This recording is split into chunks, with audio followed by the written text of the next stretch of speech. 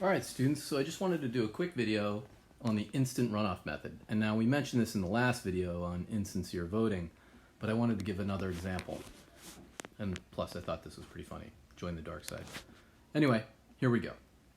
So again, the instant runoff voting method is also called plurality with elimination. It is a modification of the plurality method that tries to attempt to address the issue of insincere voting.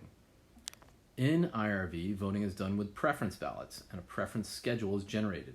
The choice with the least first place votes is then eliminated, and any votes for that candidate are redistributed to the voter's next choice.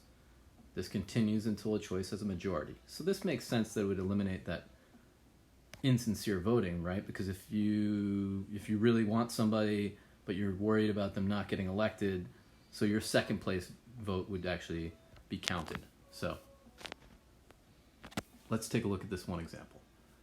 And actually, with computers now, this is actually a very plausible type of ballot, because computers could definitely take care of all of this algorithm of counting all of the votes.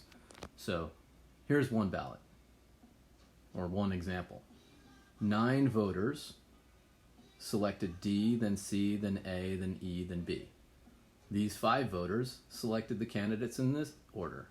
And then these 2 selected in this order, then 5, then 8, then 6. So there were a total of 35 voters, and we can see, based on plurality, B received these 5 votes, these 5 votes, and these 6 votes. So B got 16 votes.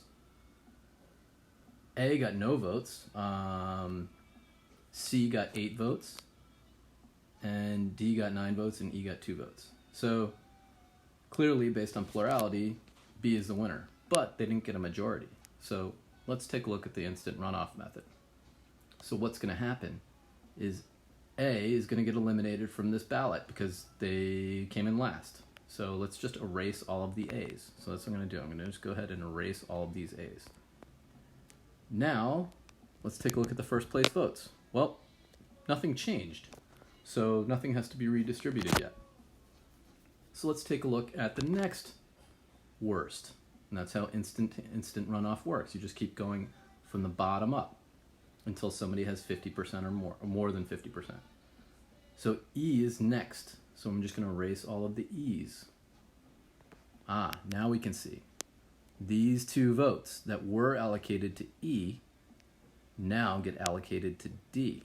So I'm going to subtract those 2 votes from E and add them to D. D now has 11 votes, right? Because that was the top preference for those voters. So let's take a look at who's next. So now we're at 11 to 16 to 8 for C. So C is currently in last. And we don't have 50% of the vote yet, so we have to keep going. So we're going to cross off all of the C's. If I cross off all of the C's, then I can see these 8 votes are also going to get allocated to candidate D. So now I have 19 votes, and this actually becomes a 0. Let's mark that. So C has 0. Now it's 16 to 9 from B to C, B to D. 16 to 19. So D is the winner, and D has more than 50% of the vote. Let's figure out what that is. So let's figure out that percentage. Hey Siri, what is 19 divided by 35? What is 19 divided by 35?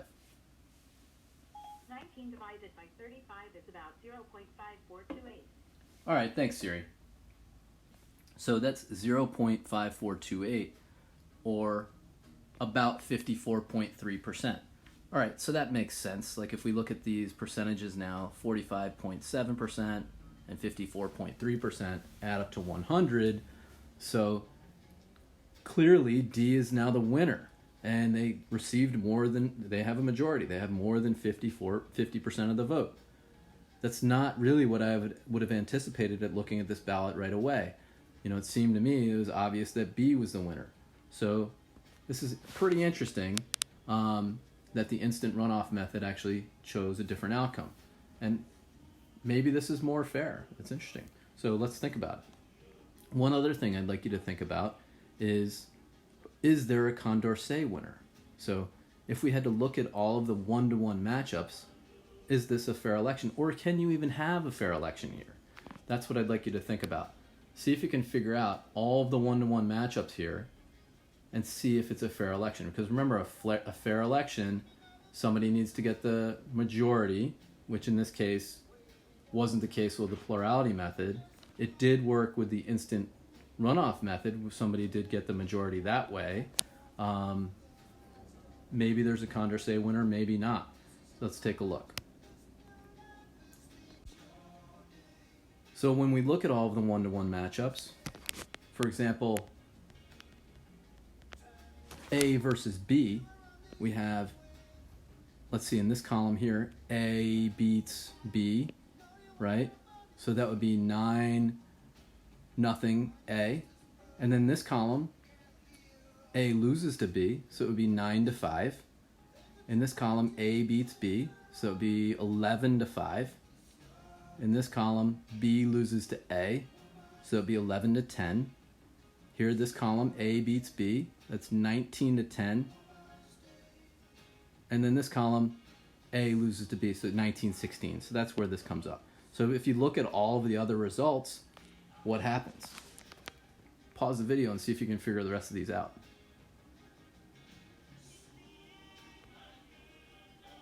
Here are the results. Is there a Condorcet winner? What do you think? No, there isn't.